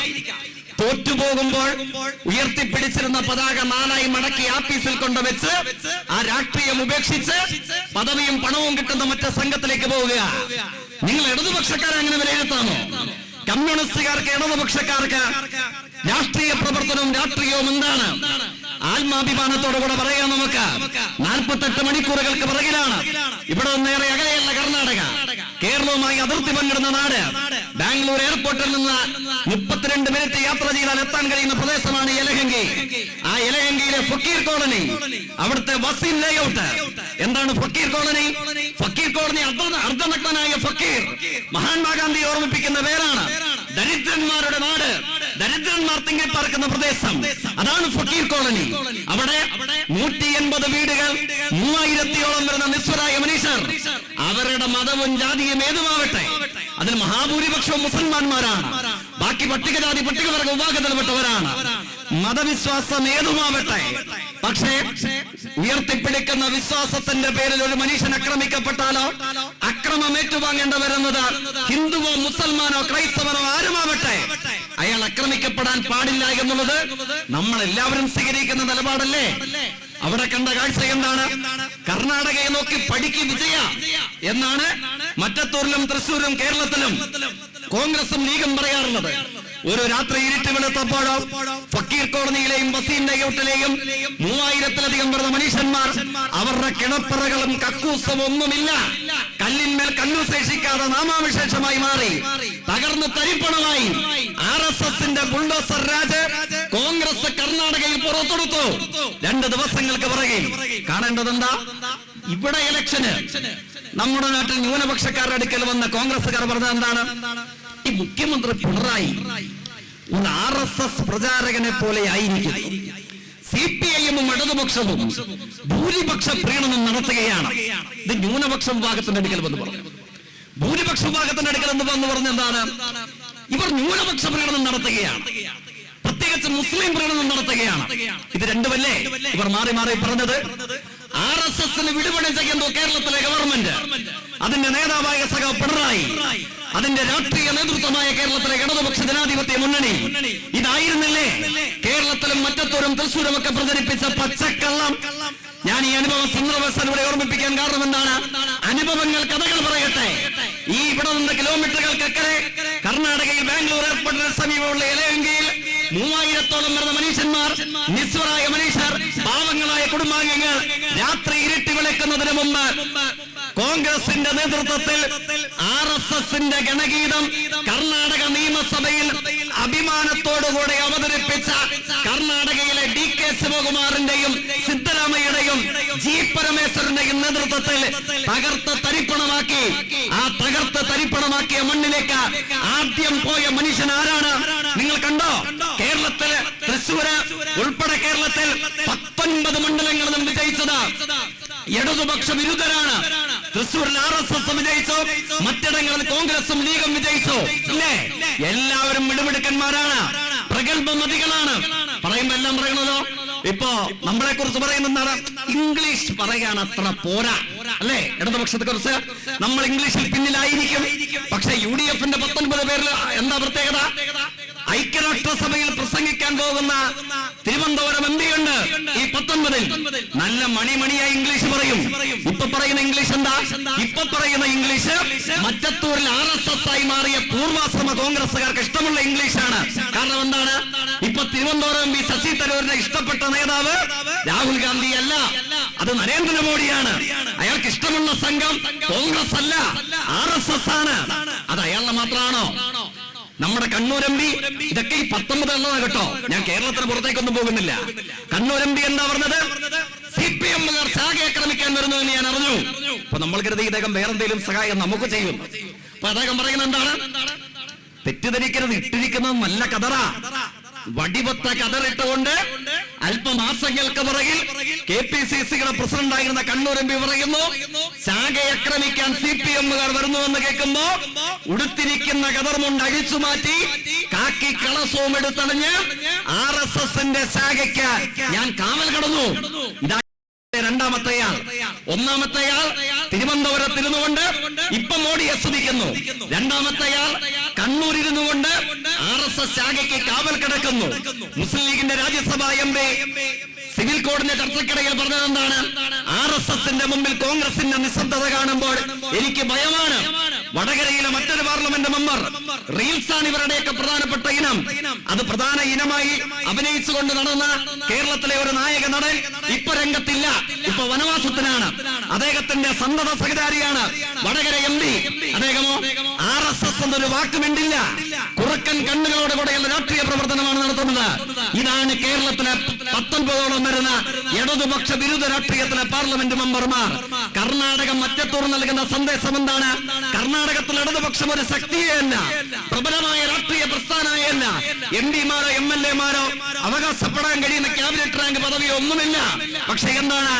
അവിടുത്തെ ഏറ്റവും ദരിദ്രരായ, നിസ്വരായ, സമൂഹത്തിലെ അധസ്ഥിതരായ ആയിരക്കണക്കിന് വരുന്ന മനുഷ്യന്മാരെ RSSന്റെ ബുൾഡോസർ രാജ് പോലെ കോൺഗ്രസ് വീടും സ്ഥലവും കക്കൂസും കിടപ്പറയും തകർത്ത് തരിപ്പണമാക്കി ഈ കൊടുമഞ്ഞത്ത് പുറത്തെ കാട്ടിപ്പായിച്ചപ്പോ ആ യലഹങ്കയുടെ മണ്ണിൽ നിങ്ങളും ഒറ്റയ്ക്കല്ല, ഞങ്ങൾ നിങ്ങളോടൊപ്പമുണ്ട് എന്ന് പ്രഖ്യാപിച്ച് അങ്ങോട്ടേക്ക് ആദ്യം പോയ രാഷ്ട്രീയ പ്രസ്ഥാനത്തിന്റെ പേര് കേരളത്തിലെ ഇടതുപക്ഷ രാഷ്ട്രീയമാണ്. ഡിവൈഎഫ്ഐയുടെ അഖിലേന്ത്യാ പ്രസിഡന്റ് സഖാവ് എ റഹീം MP ആണ്. അല്ലേ? ആരുണ്ട്? മനസ്സിലാക്കണം. ജീവിതത്തിന്റെ അനുഭവങ്ങൾ കൊണ്ട് നിങ്ങൾ മനസ്സിലാക്കണം. പ്രതിസന്ധികൾ, പ്രയാസങ്ങൾ നേരിടുമ്പോ ചോദ്യം അതാണ്. ഏതു കാലയളവിലും മനുഷ്യ സമുദായത്തെ സംബന്ധിച്ച പ്രസക്തമായ ചോദ്യം അതാണ്. എന്റെയും നിങ്ങളുടെയും അനുഭവങ്ങളിൽ നാടും മനുഷ്യ ജീവിതങ്ങളും പ്രതിസന്ധിയെ നേരിടുമ്പോൾ നമ്മളും ആരോടൊപ്പം നിലയുറപ്പിക്കും? അത് മറ്റത്തൂരിൽ 2025 പ്രത്യേക പശ്ചാത്തലത്തിൽ ഉയർന്ന ചോദ്യമല്ല. ഇന്നയോളമുള്ള മനുഷ്യ ചരിത്ര വികാസ ഘട്ടത്തിന്റെ ഏതു ദശാസന്ധിയിലും ഉയർന്നു വന്നിട്ടുണ്ട്. നിങ്ങൾ ആരോടൊപ്പം? നിങ്ങൾ ഏതു ചേരിയിൽ? നിങ്ങൾ ഏതു പക്ഷത്ത്? മാക്സിം ഗോർക്കി, CPSUവിന്റെ നേതാവ്, അമ്മ എന്ന വിശ്വോത്തര സാഹിത്യ സൃഷ്ടിയെ നമുക്ക് സംഭാവന ചെയ്ത സാഹിത്യകാരൻ ഗോർക്കിയുടെ പ്രസിദ്ധമായ വാചകമാണ്. 934 ഫാസിസ്റ്റ് വിരുദ്ധ മുന്നേറ്റത്തിന്റെ കാലയളവിൽ ഗോർക്കി ലോകത്തോട് ആദ്യമായി ചോദിച്ചു, ലോകമെങ്ങുമുള്ള സാഹിത്യ നായകരെ നിങ്ങളുടെ ചേരിയേത്? മഹാനായ EMS കേരളത്തിൽ എഴുതി, ജീവൻ സാഹിത്യ പ്രസ്ഥാനത്തിന്റെ സമ്മേളന ഘട്ടത്തിൽ സാഹിത്യ നായകന്മാരെ നിങ്ങളുടെ പക്ഷമേത്? കുട്ടിക്കൃഷ്ണമാരാർ കമ്മ്യൂണിസ്റ്റ് വിരുദ്ധനാണ്, പാണ്ഡിത്യത്തിൽ തെല്ലും കുറവുള്ളയാളല്ല. കമ്മ്യൂണിസ്റ്റ് വിരുദ്ധനെങ്കിലും പണ്ഡിതനായ ലോകമെങ്ങുമുള്ള മലയാള സാഹിത്യ വിദ്യാർത്ഥികളുടെ ബൈബിളാണ് ഭാരത പര്യടനം. അതിന്റെ രചയിതാവായ മാരാർ പറഞ്ഞു, പക്ഷം പറയാൻ മനസ്സില്ല, കണ്ടപാട് നോക്കിക്കൊള്ളൂ. മറ്റത്തൂരും കർണാടകയും നമ്മൾ നേരിടുന്ന ഇപ്പോഴത്തെ പ്രശ്നത്തിന്റെ പ്രത്യേകത എന്താണ്? വർഗീയതയും മതനിരപേക്ഷതയും ഏറ്റുമുട്ടുന്നു. വർഗീയതയും മതനിരപേക്ഷതയും ഏറ്റുമുട്ടുമ്പോൾ ഞാനും നിങ്ങളും ആരോടൊപ്പം നിലയുറപ്പിക്കും? ഏതു ചേരിയിൽ നിലയുറപ്പിക്കും? ഏതു പക്ഷത്ത് ചവിട്ടി നിൽക്കാം? അതാണ് ചോദ്യം. ആ ചോദ്യത്തിന് മുമ്പിലോ അതാണ് യലഹങ്കയിലേക്ക് പോയ ഇടതുപക്ഷത്തിന്റെ പ്രവർത്തകർ, അവരുടെ ശബ്ദം, അവരുടെ സാന്നിധ്യം, അത് നൽകുന്ന സന്ദേശം നിങ്ങൾ ആലോചിച്ചു നോക്കുക. ഇന്നലെ ഈ കോൺഗ്രസ് നേതാക്കന്മാർ തിരികെ ചോദിക്കുന്നു, കർണാടക വിഷയത്തിൽ മുഖ്യമന്ത്രി പിണറായി പ്രതികരണം നടത്തിയിരിക്കുന്നു. മുഖ്യമന്ത്രി പിണറായി കർണാടകയുടെ കാര്യത്തിൽ ഇടപെടേണ്ട, ഇതാണ് കോൺഗ്രസ് നേതാവിന്റെ തിരികെയുള്ള പ്രതികരണം. എന്താ പ്രത്യേകത? പ്രത്യേകത ഇത്രയുള്ളൂ. തെരഞ്ഞെടുപ്പിന്റെ ഘട്ടത്തിൽ മാത്രമല്ല, ഞാൻ ചെറുകാടിന്റെ വാചകം വീണ്ടും ഓർമ്മിപ്പിക്കുന്നു. എന്റെ മുരിങ്ങാമര ചോട്ടിൽ നിന്നിട്ട് നക്ഷത്രങ്ങളെ കാണണം. മറ്റത്തൂരിൽ നമ്മുടെ വീട് നിറയത്തിരുന്നുകൊണ്ട് നിങ്ങൾ ലോകത്തിലേക്ക് നോക്കാം. ഈ സമീപ പ്രദേശങ്ങളിൽ സാധാരണക്കാർ, പാവങ്ങൾ ആട്ടിയോടിക്കപ്പെടുമ്പോൾ ആട്ടിയോടിക്കപ്പെട്ട മനുഷ്യരെ കാണാൻ ഒരു കോൺഗ്രസും ഒരു ലീഗും ഒരു SDPയും ഒരു ജമാഅത്തെ ഇസ്ലാമിയും ഒരു RSSും ചെന്നില്ല. നിങ്ങൾ പരിശോധിച്ചു നോക്കാം. 48 മണിക്കൂറിനിടയിൽ സംഭവിച്ചത് കർണാടകയിലോ യലഹങ്കയിലോ ബാംഗ്ലൂരിലോ എവിടെയുമാവട്ടെ 3000-ഓളം വരുന്ന പരമദരിദ്രന്മാരെ ഒറ്റ രാത്രി കൊണ്ട് ബുൾഡോസർ ഉപയോഗിച്ച് തകർത്ത് കളയുന്ന സമയത്ത് നിങ്ങൾ ഒറ്റയ്ക്കല്ല, ആരോരുമില്ലാത്ത നിങ്ങൾക്ക് വേണ്ടി ശബ്ദിക്കാൻ ഇന്ത്യയിൽ ആകെ ഒരു മുഖ്യമന്ത്രിയുണ്ട്. ആ മുഖ്യമന്ത്രിയുടെ പേരാണ് സഖാവ് പിണറായി വിജയൻ എന്ന് 48 മണിക്കൂർ തെളിയിക്കപ്പെട്ടില്ലേ? ആ ശബ്ദത്തെ തുടർന്ന് എന്ത് ചെയ്തു? അതുവരെ മൗനിഭാവയായിരുന്ന കർണാടകയിലെ യോഗിയാണോ എന്ന് സംശയിക്കാൻ കഴിയുന്ന സിദ്ധരാമയ്യ പറഞ്ഞു, ഞങ്ങൾ ഇവർക്കെല്ലാം കമ്പിളി പുതപ്പ് കൊടുക്കും, ഇവരെ ഞങ്ങൾ പുനരധിവസിപ്പിക്കുന്ന കാര്യം പരിഗണിക്കും. ഇല്ലേ? ജീവിതത്തിന്റെ അനുഭവങ്ങൾ രാഷ്ട്രീയത്തെ വിലയിരുത്ത്. അവിടെ ഏറ്റുമുട്ടിയത് ആരാണ്? സംഭവിച്ചത് ഇലയങ്കയിലെങ്കിലും ഏറ്റുമുട്ടിയത് വർഗീയതയും മതനിരപേക്ഷതയുമാണ്. നമ്മൾ കോൺഗ്രസിനെ കണ്ടില്ല, ലീഗിനെ കണ്ടില്ല, ജമാഅത്തെ ഇസ്ലാമി, SDP, RSSനെ കണ്ടില്ല. അവിടെ നിന്ന് മറ്റത്തൂരിലേക്ക് വന്നാലോ ഇവിടെയും ഈ ഭരണസമിതി തെരഞ്ഞെടുപ്പാനന്തരം ഏറ്റുമുട്ടുന്നത് ആരാണ്? LDF എന്ന നിലയിൽ മാത്രമാണോ? നിശ്ചയമായും ഇടതുപക്ഷ ജനാധിപത്യ മുന്നണി രാഷ്ട്രീയമായി, കക്ഷി രാഷ്ട്രീയമായി നമ്മൾ മത്സരിച്ച് വിജയിച്ച 10 പ്രതിനിധികളുടെ അഭിമാനാർഹമായ ഭൂരിപക്ഷത്തോടുകൂടെ മറ്റത്തൂരിനെ നയിക്കാൻ മറ്റത്തൂരെ ജനങ്ങൾ ഭൂരിപക്ഷത്തോടുകൂടെ തെരഞ്ഞെടുത്തത് LDFനെയാണ്, തർക്കമില്ല. പക്ഷേയോ ആടിന്റെ മുമ്പിൽ പച്ചില കാട്ടുമ്പോൾ ആട് പുറകെ പോകുന്നത് പോലെ മറ്റത്തൂരിലെ RSS ഇട്ടുകൊടുത്ത നാണയത്തൊട്ടും പദവിയും കാണുമ്പോൾ ആട് പച്ചിലയുടെ പുറകെ പോകുന്നത് പോലെ പോയി മറ്റത്തൂരിലെ 8ഓളം വരുന്ന കോൺഗ്രസ് മെമ്പർമാർ. അത് പോയത് എന്ത് പ്രശ്നമാണ്? അതൊരു LDF UDF പ്രശ്നം മാത്രമല്ല. അതെന്താണ്? അത് മറ്റത്തൂര് മണിപ്പൂരും ഗുജറാത്തും അഹമ്മദാബാദും ഇലഹങ്കയും മുസാഫറും പോലെ ആകണോ? കാരണം എന്താണ്? മറ്റത്തൂരെ വർഗീയതയും മതനിരപേക്ഷതയും തമ്മിലുള്ള പ്രശ്നമാണ്. അതിൽ കോൺഗ്രസുകാർ, അന്തസ്സുള്ള കോൺഗ്രസുകാരുണ്ട്. ഈ 8 പേരെ വിജയിപ്പിക്കുന്നതിന്റെ ഭാഗമായിട്ട് RSSനെതിരെ വോട്ട് ചെയ്യുന്നവരുണ്ടായിരിക്കാം. നമുക്ക് അവരോട് ആക്ഷേപമില്ല. നിങ്ങൾ RSS ആകാൻ വേണ്ടിയിട്ടല്ലായിരിക്കാം കൈപ്പത്തിക്ക് വോട്ട് ചെയ്തിട്ടുണ്ടാവുക. അവരടങ്ങുന്ന മറ്റത്തൂര് മതവർഗീയ കലാപങ്ങളുടെ നാടായി മാറാൻ പാടില്ല എന്നാഗ്രഹിക്കുന്ന മറ്റത്തൂരെ മതനിരപേക്ഷ ചേരിയോട് നമ്മളോട് വിയോജിപ്പുണ്ടായിരിക്കാം. CPIMന്, ഇടതുപക്ഷത്തിന് ജീവിതത്തിൽ വോട്ട് ചെയ്യാൻ വിമുഖതയും രാഷ്ട്രീയ വിയോജിപ്പും പ്രയാസവുമുള്ള ആളുകൾ കോൺഗ്രസിലുണ്ടായിരിക്കാം. പക്ഷെ അവരടങ്ങുന്ന നമ്മളോട് വിയോജിപ്പുള്ള, എന്നാൽ മതവിശ്വാസത്തിന്റെ പേരിൽ എന്റെ അരികിലോ അകലെയോ ഉള്ള ഒരാളുടെ ജീവനും രക്തവും ഈ മറ്റത്തൂരിന്റെ മണ്ണിൽ വീഴാൻ പാടില്ല എന്നാഗ്രഹിക്കുന്ന കോൺഗ്രസിൽ ഉൾപ്പെടെയുള്ള മതനിരപേക്ഷവാദികളോടാണ് നമ്മുടെ ചോദ്യം. വർഗീയതയും മതനിരപേക്ഷതയുമാണ് മറ്റത്തൂർ ഏറ്റുമുട്ടാൻ വേണ്ടി പോകുന്നത്. വർഗീയതയും മതനിരപേക്ഷതയും മറ്റത്തൂരിൽ ഏറ്റുമുട്ടുമ്പോ നിങ്ങളും ആരോടൊപ്പം നിലയുറപ്പിക്കും? കൈപ്പത്തിക്ക് വോട്ട് ചെയ്താൽ താമരയിൽ മെമ്പർമാരായി മാറുന്ന കോൺഗ്രസിന് വോട്ട് ചെയ്യുകയോ, അതോ തെരഞ്ഞെടുക്കപ്പെട്ട 10 പേരും ഇടതുപക്ഷത്തോടൊപ്പം UDFനെതിരെ പണത്തിന്റെയും പദവിയുടെയും പുറകിൽ പോകാത്ത 10+1 വരുന്ന 11 ഗ്രാമപഞ്ചായത്ത് അംഗങ്ങളുടെ പർവ്വത സമാനമായ ഇച്ഛാശക്തി ഉയർത്തിപ്പിടിക്കുന്ന മറ്റത്തൂരിലെ ഇടതുപക്ഷ ജനാധിപത്യ മുന്നണിയോടൊപ്പമോ നിങ്ങൾ ആരോടൊപ്പം നിലയുറപ്പിക്കും? ചിന്തിക്കുന്നവർക്ക് ദൃഷ്ടാന്തമുണ്ട്. മതനിരപേക്ഷതയുടെ വിളനിലമായി പണത്തിന്റെയും പദവിയുടെയും പുറകെ പോകാത്ത, അതിന്റെ മേൽ വിലക്കെടുക്കപ്പെടുന്ന യൂദാസുമാരാകാത്ത നല്ലൊരു മറ്റത്തൂരാണ് ഇവിടെ നിലനിൽക്കേണ്ടതെങ്കിൽ, ഇവിടെ ഉയർന്നു വരേണ്ടതെങ്കിൽ നിശ്ചയമായും കൈപ്പത്തിക്ക് താൽക്കാലികമായി വോട്ട് ചെയ്ത മറ്റത്തൂരെ 100 കണക്കിന് വരുന്ന കോൺഗ്രസ് പ്രവർത്തകർ ഉൾക്കൊള്ളുന്ന മറ്റത്തൂരിന്റെ വിശാല മതനിരപേക്ഷ ചേരി ആർക്ക് വോട്ട് ചെയ്യേണ്ടതായിട്ട് വരും? RSS ആയി മാറാൻ സാധ്യതയില്ലാത്ത, ഏത് കൊടുങ്കാറ്റിലും ഇളകാത്ത, ഏത് പദവിയും ഏത് പണത്തൂക്കത്തിനും മുമ്പിൽ നട്ടല് വളയാതെ ശിരസ് കുനിയാതെ വളയാതെ നിൽക്കുന്ന രാഷ്ട്രീയ ഇച്ഛാശക്തിയുടെ ഇന്ത്യൻ പ്രതീകമായ ഇടതുപക്ഷ രാഷ്ട്രീയത്തിന്റെ പ്രവർത്തകർക്ക് മറ്റത്തൂരിന്റെ മതനിരപേക്ഷ ചേരി വോട്ട് ചെയ്യേണ്ടതായി വരും. അതാണ് നമ്മുടെ നാട് കാണേണ്ടത്. ഈ രാഷ്ട്രീയം തുടരേണ്ടതുണ്ടോ? നമ്മുടെ നാട്ടിലും സമീപത്തും ഉണ്ടാകുന്ന അനുഭവങ്ങളുടെ പശ്ചാത്തലത്തിൽ, അതിന്റെ അടിസ്ഥാനത്തിൽ നമ്മുടെ നാട് വിധിയെഴുതട്ടെ. ഞാൻ മറ്റു വിശദാംശങ്ങളിലേക്ക് കിടക്കുന്നില്ല. വർഗീയത എതിരിട്ട് വരുന്ന ഏതോ ഘട്ടങ്ങളിലും വർഗീയതയെ ചെറുത്തു തോൽപ്പിക്കാൻ ഇതിഹാസ സമാനമായ ഇച്ഛാശക്തിയോടുകൂടെ മറ്റത്തൂരിനും തൃശ്ശൂരിനും കേരളത്തിനും കാവൽ നിൽക്കാൻ ആര്? ഇതാണ് ഉയർന്നു വരുന്ന ചോദ്യം. ആ ചോദ്യങ്ങൾക്ക് മുമ്പിൽ ദാർശനികമായി പ്രത്യയശാസ്ത്രപരമായി മാത്രമല്ല, ജീവിതത്തിൽ ജനജീവിതങ്ങളുടെ അനുഭവങ്ങളുടെ വെളിച്ചത്തിൽ നമ്മുടെ നാട് വിധിയെഴുതട്ടെ. നിങ്ങൾ പരിശോധിക്കുക. ഇപ്പോൾ ഈ ഉയർന്നു വരുന്ന പ്രചരണത്തിന്റെ അടിസ്ഥാനത്തിൽ സന്ദർഭവശാൽ കണക്കെടുത്തു. കേരളത്തിലാകമാനം BJPയെ നേരിടാൻ കോൺഗ്രസിനാണോ കഴിഞ്ഞത്, അതോ ഇടതുപക്ഷത്തിനാണോ കഴിഞ്ഞത്? ഇതൊന്നും മനോരമയും മറ്റു മാധ്യമങ്ങളും പ്രസിദ്ധീകരിക്കില്ല. എന്തായിരുന്നു ഈ തദ്ദേശ തെരഞ്ഞെടുപ്പിന്റെ റിസൾട്ടിന് ശേഷമുള്ള ജനതയുടെ പ്രത്യേകത എന്താണ്? കേരളത്തിലെമ്പാടും 1445 ഗ്രാമപഞ്ചായത്ത് മെമ്പർമാരുണ്ട് ഭാരതീയ ജനതാ പാർട്ടിക്ക്, BJPക്ക്. അതിൽ 845 സീറ്റിലും RSSന് നേർക്കുനേരെ നിന്നെതിരിട്ടത് കേരളത്തിലെ ഇടതുപക്ഷ ജനാധിപത്യ മുന്നണിയാണ്. 54 ബ്ലോക്ക് പഞ്ചായത്ത് സീറ്റുകളുണ്ട് കേരളത്തിൽ RSSന്. 54-ൽ 34 സീറ്റിലും BJPയെ നെഞ്ചുറപ്പോടുകൂടെ നേരിട്ടത് കേരളത്തിലെ ഇടതുപക്ഷ ജനാധിപത്യ മുന്നണിയാണ്. 93 കൗൺസിലർ സീറ്റുകൾ കോർപ്പറേഷനുകളുണ്ട് കേരളത്തിലാകെ BJPക്ക്.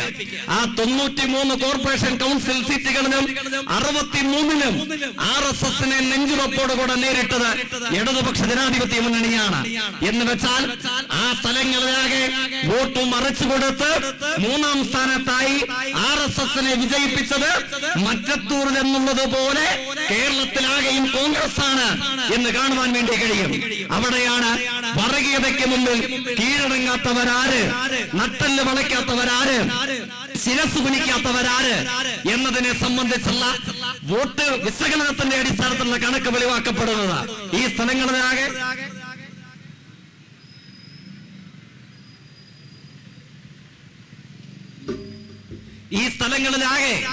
വർഗീയതയെ ജീവൻ കൊടുത്ത് പ്രതിരോധിക്കാനുള്ള കരുത്തുമായിട്ടാണ് ഇടതുപക്ഷം മുമ്പിലേക്ക് പോയത്. ഇതിന്റെ എത്രയെത്ര ഉദാഹരണങ്ങളുണ്ട്. ഇത് കേരളത്തിലെ മാത്രം അനുഭവമാണോ? മഹാരാഷ്ട്രയിൽ വിനോദ് നിക്കോളയെ സംബന്ധിച്ച വിനോദ് നിക്കോളെ പട്ടികവർഗ വിഭാഗത്തില് മണ്ഡലത്തിൽ വിജയിച്ചു വന്ന CPIM-ന്റെ MLA ആണ്. എന്തായിരുന്നു പ്രത്യേകത? മഹാരാഷ്ട്രയിൽ ഗവൺമെന്റ് രൂപീകരിക്കാൻ RSSും കോൺഗ്രസും മത്സരമായി ശതകോടികൾ ഒഴുകിയിറങ്ങി. റിസോർട്ടുകളിൽ, ഗ്രാൻഡ് ഹയത്തിലും മറ്റിടങ്ങളിലുമൊക്കെ തമ്പടിച്ചു കോൺഗ്രസും BJP അടങ്ങുന്ന MLA-മാരെ ഒളിപ്പിച്ച് പാർപ്പിച്ചു. ഹിന്ദുവിന്റെ അന്നത്തെ ഒരു വാർത്തയുണ്ട്. ആ വാർത്തയിൽ പറയുന്നത് എന്താണ്? 610 കോടി രൂപയാണ് അമിത്ഷാ അന്നൊരു കോൺഗ്രസ് MLA-ക്ക് വാഗ്ദാനം ചെയ്തത്. അപ്പോഴോ നമുക്കൊരു MLA ഉണ്ട്. നമ്മുടെ MLA എവിടെയാണ്? അദ്ദേഹം സൈക്കിളിൽ, അദ്ദേഹത്തിന്റെ ജീവിത പങ്കാളി ഒരു അംഗനവാടി ജീവനക്കാരിയാണ്. അവരുടെ അംഗനവാടിയിൽ ഇറക്കി നാസിക്കിലെ വില്ലേജ് ഓഫീസിന് മുമ്പിൽ കർഷക തൊഴിലാളികളുടെ സമരം ഉദ്ഘാടനം ചെയ്യാൻ സൈക്കിളിൽ പോകുകയാണ് CPIM-ന്റെ ഒരു MLA. ഇത് ഹിന്ദു ഉൾപ്പെടെയുള്ള ദേശീയ മാധ്യമങ്ങളുടെ പത്രാദിവസങ്ങൾ അത്ഭുതപ്പെട്ടു. കാരണം എന്താണ്? ആ സമയത്ത് മഹാരാഷ്ട്രയിൽ ഒരു MLA-യുടെ വില 600 കോടിയാണ്. താമസിപ്പിക്കുന്നതോ, ഒളിച്ചു താമസിപ്പിക്കുന്നത് ഗ്രാൻഡ് ഹയത്ത് പോലെയുള്ള പഞ്ചനക്ഷത്ര ഹോട്ടലുകളിൽ. ഹിന്ദു തിരക്കിയപ്പോഴോ എന്തുകൊണ്ട് ഈ MLA-ക്ക് മാത്രം 100-600 കോടി ഓഫർ ഇല്ല? എന്തുകൊണ്ട് ഇയാളെ മാത്രം ആർക്കും വേണ്ട ചോദിക്കുമ്പോഴുണ്ട് അയാൾ പറയുന്നു, എന്നെ ഒരു റിസോർട്ടിലേക്ക് ആരും ക്ഷണിച്ചിട്ടില്ല, എനിക്ക് ശതകോടികളുടെ ഓഫർ ആരും വെച്ചു നീട്ടിയിട്ടില്ല. എന്തുകൊണ്ടാണ് എന്ന ചോദ്യത്തിന് വിനോദ് നിക്കോളെ ഒരു MLA-ക്ക് 600 കോടി വിലയുള്ള രാത്രിയിൽ പറഞ്ഞ മറുപടി എന്താണ്? എത്ര കോടി വെച്ചാലും, ഏത് പദവി നീട്ടിയാലും ഞങ്ങളിരിക്കുന്ന തട്ട് താഴാതിരിക്കുന്ന ഒരു രാഷ്ട്രീയ പാർട്ടിയുടെ പ്രതിനിധിയായിട്ടാണ് ഞാൻ നിയമസഭയിലേക്ക് നടന്നു കയറിയത്. അതേതാണ് ആ രാഷ്ട്രീയ പാർട്ടി എന്ന് ചില ദേശീയ മാധ്യമങ്ങൾ ചോദിച്ചപ്പോൾ തന്റെ കയ്യിലുള്ള സൈക്കിളിന്റെ സീറ്റിലിരുന്നു കൊണ്ട് വിനോദ് നിക്കോളെ നിഷ്കളങ്കമായ ചിരിയോടുകൂടെ പറഞ്ഞു, 600 കോടിക്ക് ഒരു MLA-യെ വിലക്ക് കെടുക്കാൻ പറ്റാത്ത രാഷ്ട്രീയ പ്രസ്ഥാനത്തിന് ഇന്ത്യയിൽ ഒരേ ഒരു പേരേ ഉള്ളൂ. ആ രാഷ്ട്രീയ പ്രസ്ഥാനത്തിന്റെ പേരാണ് ഇടതുപക്ഷം അഥവാ communist party of India Marxist എന്ന് വിനോദ് നിക്കോളെ മറുപടി പറഞ്ഞു. ഈ കാലയളവിലെ പ്രത്യേകതയാണ്. നിങ്ങൾ ആലോചിച്ചു നോക്കാൻ, സ്വാധീനം ശക്തമായില്ലാത്ത, മന്ത്രിസഭയില്ലാത്ത, ക്യാബിനറ്റ് റാങ്ക് പദവിയില്ലാത്ത മഹാരാഷ്ട്രയിൽ ഈ നിയമസഭാ തെരഞ്ഞെടുപ്പിന്റെ അനുഭവമാണ് ഞാനിവിടെ സൂചിപ്പിച്ചത്. ഞാൻ അവസാനിപ്പിക്കുന്നു. അതുകൊണ്ട് ജീവിതത്തിന്റെ അനുഭവങ്ങളുടെ വെളിച്ചത്തിൽ മറ്റത്തൂരിനെ ദിശാസൂചികയായി കേരളവും രാഷ്ട്രീയ കേരളവും തിരിച്ചറിവുകൾ നെയ്തെടുക്കുന്ന ഒരു കാലയളവിൽ കൂടെയാണ് ഞാനും നിങ്ങളും ഒത്തുചേരുന്നത്. മറ്റത്തൂരിന്റെ മതനിരപേക്ഷ രാഷ്ട്രീയത്തെ സംരക്ഷിക്കാൻ കേരളത്തിന്റെ അഭിമാനകരമായ വിസ്മയകരമായ മുന്നേറ്റങ്ങളോടൊപ്പം മറ്റത്തൂരിനെ കേരളത്തോടൊപ്പം തന്നെ മുമ്പോട്ടേക്ക് നയിക്കാൻ ഇടതുപക്ഷ രാഷ്ട്രീയത്തെ കൂടുതൽ കരുത്തോടുകൂടെ ഏതെങ്കിലും ഒരു തെരഞ്ഞെടുപ്പിൽ ഒരു സഖ്യമുണ്ടായി ഭൂരിപക്ഷം മറ്റത്തൂരുകാർ നൽകിയ ഇടതുപക്ഷത്തെ ചിലപ്പോൾ ഒരു 6 മാസം അല്ലെ, അവിശ്വാസ പ്രമേയത്തിന് 6 മാസമാണല്ലോ, ഒരു 6 മാസം മറ്റത്തൂരിൽ ഇടതുപക്ഷത്തെ മാറ്റി നിർത്താം എന്നാണ് പൂർവാശ്രമ കോൺഗ്രസുകാരും അഭിനവ RSSും വിചാരിക്കുന്നതെങ്കിൽ മറ്റത്തൂരിന്റെ മണ്ണിൽ ടാഗോറിന്റെ പ്രസിദ്ധമായ വരികളുണ്ട്, where the head is held high and mind is without fear. എവിടെ മനസ്സ് നിർഭയമായിരിക്കുന്നു, എവിടെ ശിരസുന്നതമായിരിക്കുന്നു, ആ സ്വാതന്ത്ര്യത്തിന്റെ പരമകോടിയിലേക്ക് എന്റെ രാഷ്ട്രത്തെ നയിക്കണമെന്ന് ടാഗോർ പാടുന്നുണ്ട്. അതിവിടെ പറയാൻ കാരണം എന്താണ്? ഞാൻ മുമ്പ് സൂചിപ്പിച്ചതുപോലെ തോറ്റുപോകുമ്പോൾ കൊടി താഴെ വെച്ച് രാജിവെച്ച് പോകുന്ന പോലെയല്ല, മറിച്ച് ഏത് കടുത്ത കനീപമിച്ച തോൽവികൾ ഏറ്റുവാങ്ങേണ്ടി വരുമ്പോഴും പൊതുച്ചോർ ശേഖരിക്കാൻ, രക്തം നൽകാൻ, ബൂത്തിലിരിക്കാൻ, ചുവരെഴുതാൻ, സ്ലിപ്പ് കൊടുക്കാൻ, പോസ്റ്റർ ഒട്ടിക്കാൻ, ഇടവേളകൾ അന്യമായ സമരസംഘടനാ പ്രവർത്തനങ്ങൾക്ക്, ഏത് വിജയപരാജയങ്ങൾക്ക് നടുവിലും നേതൃത്വം നൽകേണ്ട വരുന്നവരാണ് നമ്മൾ ഇടതുപക്ഷക്കാർ. ഇടതുപക്ഷത്തിന്റെ പ്രവർത്തകരെ സംബന്ധിച്ചിടത്തോളം ആത്മാഭിമാനത്തോടുകൂടെ ടാഗോറിനെ ഓർമ്മിച്ച് പറയട്ടെ, നിർഭയമായ മനസ്സോടെ, ഉന്നതമായ മനസ്സോടെ തോറ്റുപോകുമ്പോൾ കുനിഞ്ഞു പോകുന്ന ശിരസോട് കൂടിയിട്ടല്ല, മറിച്ച് ഒരു തോൽവിയിലും തോറ്റുപോകാത്ത രാഷ്ട്രീയത്തിന്റെ പതാക ഉയർത്തിപ്പിടിച്ചുകൊണ്ട് മറ്റത്തൂരിന്റെ മണ്ണിൽ ആത്മാഭിമാനത്തോടെ പറയുന്നു, RSSനെ കൂട്ടുകെട്ടി 1-2 മാസം ഭരിക്കാമെന്ന് ഏതെങ്കിലും ആളുകൾക്ക് വ്യാമോഹമുണ്ടെങ്കിൽ ആ 2 മാസം കഴിയുമ്പോഴും മറ്റത്തൂര് നമ്മൾ ഉണ്ടാകും. മറ്റത്തൂര് തെരഞ്ഞെടുപ്പും വരും. ആരും കാശിക്ക് പോകില്ല. വർദ്ധിത വീര്യത്തോടുകൂടെ RSS ആയി മാറാൻ സാധ്യതയുള്ള RSSനെയും കോൺഗ്രസിനെയും മറ്റത്തൂരിന്റെ ജനാധിപത്യ രാഷ്ട്രീയത്തിന്റെ പുറമ്പോക്കിലേക്ക് വലിച്ചെറിയാൻ മറ്റത്തൂരിലെ ജനങ്ങൾക്ക് നേതൃത്വം നൽകുന്ന ഇടതുപക്ഷ ജനാധിപത്യ മുന്നണി അവങ്കുര മനസ്സുയുധം ഇനിയും മുമ്പോട്ടേക്ക് പ്രവഹിക്കുക തന്നെ ചെയ്യുമെന്ന് കൂടെ ഓർമ്മിപ്പിച്ചുകൊണ്ട് ആ യാത്രയ്ക്ക് നിങ്ങൾ നൽകുന്ന ചെറുതല്ലാത്ത ഇന്ധനമാണ് ഇവിടെ തടിച്ചുകൂടിയ മഹാസഞ്ചയമെന്ന് കൂടെ ഓർമ്മിപ്പിച്ചുകൊണ്ട് നിങ്ങളെ ആകെ മതനിരപേക്ഷ രാഷ്ട്രീയത്തിന്റെ ഭാഗമായി രാജ്യത്തെ യുവജന പ്രസ്ഥാനത്തിന് വേണ്ടി ഒരു ആകാശം എന്ന സ്നേഹത്തോടുകൂടെ അഭിവാദ്യം ചെയ്തുകൊണ്ട് അവസാനിപ്പിക്കുന്നു. അഭിവാദനങ്ങൾ.